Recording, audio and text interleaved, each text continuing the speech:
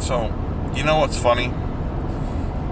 People will spend 50, 60, or even $70,000 on a truck, hook up an RV worth another 100 grand, load up their family, and hit the interstate for a 1,000-mile trip. And they won't even carry a flashlight. No backup battery, no medical kit, no way to stay warm, no way to communicate, and no real plan if something were to go sideways. And the crazy part to that is most people don't even realize how vulnerable they are until sitting in the side of the road in the dark, wondering what they should have done differently. That's what I want to talk about today.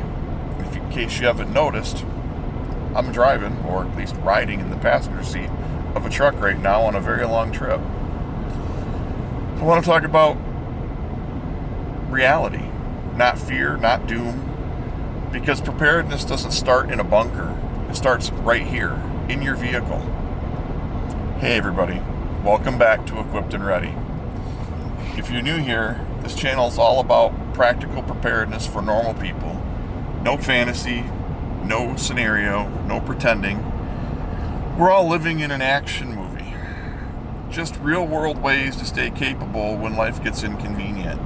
And honestly, road travel is one of the biggest overlooked vulnerabilities that most people have, especially those of us over 50, because we grew up in a time when you could trust the next gas station would be open. You could trust that payphones existed and were working, and you could trust that somebody'd stop to help if you needed them. That world's changed a little. Now your entire life rides on a cell phone signal, a debit card, and whether your battery decides to cooperate that day. It's not paranoia, that's just truth. Now, as I said earlier, we're on a drive, we're on a long trip, we're heading back to Florida. It's Memorial Day weekend, and I know this isn't the type of video that you normally get from me, but I decided to go ahead and film one because I didn't want you to go without for a week, so I apologize for the bouncing, I apologize for the phone, and I apologize for the lack of a fixed up, studded up studio for you. So let's get into it. I watch people hit the road all the time, completely unprepared for even minor problems. I'm not talking about massive disasters. I mean simple things, like a flat tire, a dead battery, unexpected weather, a closed interstate, fuel shortages during evacuation traffic, getting stranded overnight. That's all normal stuff that you can encounter on the road.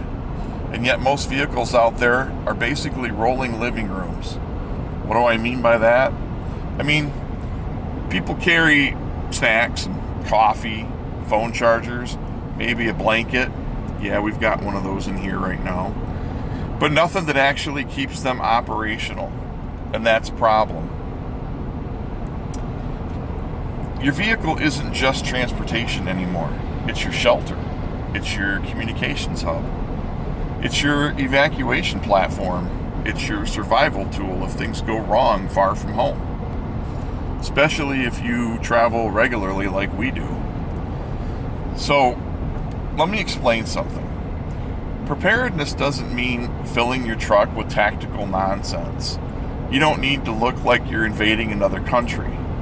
You just need layers of capability. So, let me give you some examples of what I personally think matter. Power. Backup power. Because if your phone dies today, you're going to lose. Maps, weather, other forms of communication, banking, fuel apps, campground info, any emergency contacts. Your phone, is basically your lifeline now. So I always recommend battery banks. I have my EcoFlow Delta in the bed of the truck. Plus, this truck has power plug-ins so we can keep phones charged while we're driving. Charging cables.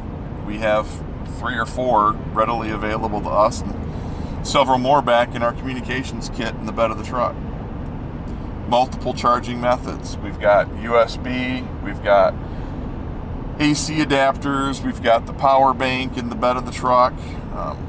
you name it, we've got several charging methods. And ideally, some kind of inverter or power station, which I just covered. Even a small power station can change everything. Ours is the EcoFlow Delta 2 Pro. Second thing I recommend, lighting. People rely entirely on their phones these days. That's a bad idea. We keep things like flashlights. We have those readily available in the vehicle. Headlamps. I have those in a bag in the back, in the bed of the truck. Extra batteries and rechargeable ones. Have all that. Because changing the tire on the side of the road at night, in the rain, with a dead phone light, that's how a simple problem becomes a dangerous one. Third most important, medical. Most people's medical kits consist of 2 expired Band-Aids and a ketchup packet from McDonald's. Let's face it, nowadays, who really has first aid or medical kits in their vehicles? You don't need a combat trauma bag, although we do tend to carry one like that. But you should absolutely have basic first aid, some medications, pain relievers, allergy meds, some gloves, wound care, and anything personally important to you, especially as we get older. Because once you're over 50, your body doesn't always bounce back from inconvenience the way that it used to. It's kind of funny. One of my coworkers went camping last weekend and cut his trip 3 days short because he said sleeping on the ground isn't what it used to be. Yep, I remember those days. Now, let's talk about weather. Weather changes everything on the road.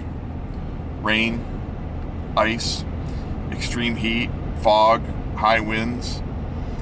People underestimate how fast conditions can become dangerous, especially in unfamiliar territory. One interstate shutdown can trap thousands of vehicles instantly. We personally have seen it happen. Suddenly, people who left home in shorts and flip-flops are sleeping in freezing temperatures inside their car. Sounds like fun? No, but it's also not rare anymore. It's reality.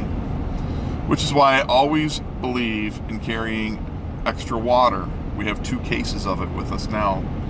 Shelf-stable food, blankets, extra clothes, and ways to stay warm or cool.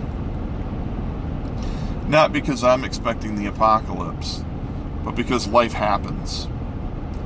Another thing people don't talk about enough is situational awareness. Most people drive completely distracted, phone in hand, music blasting, barely paying attention.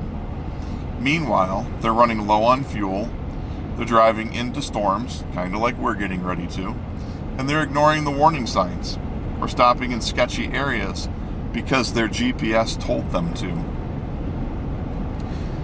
One of the best preparedness tools that you have is simply paying attention, using your gut, going with what doesn't feel right, and listening to it.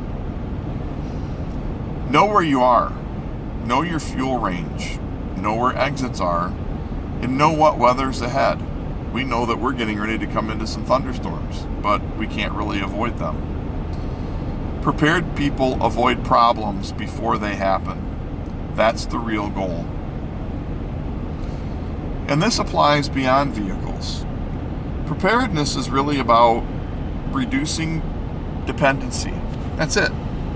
If your vehicle breaks down, how dependent are you on someone else? If your phone dies, how dependent are you? If the power goes out at home, how dependent are you? Preparedness isn't about becoming invincible. It's about giving yourself options. And options create calm, and that's why preparedness people usually panic less. Because they've already thought through the problem before the emergency comes. You know, one thing I've learned getting older is that emergencies rarely arrive when it's convenient. It's always going to be late at night, in bad weather, when you're exhausted, when you're already stressed, or when you're far from home. That's when life tests your systems, not when everything's easy. And honestly, a lot of people discover too late that they never really had a system at all. You don't have to become extreme. You don't have to spend thousands of dollars. You don't have to turn your truck into a survival vehicle, although I admit that'd be kind of cool. But you should think ahead just enough that a bad day doesn't instantly become a catastrophe. Because preparedness on the road isn't really about gear. It's about responsibility to yourself, to your family, to the people that are riding with you, and especially the little fuzzy ones back here in the back seat. They're pretty important to us. And every little step that you take now gives you a better chance of staying calm, staying capable, and staying in control long enough to matter. Thanks. See you guys in the next one.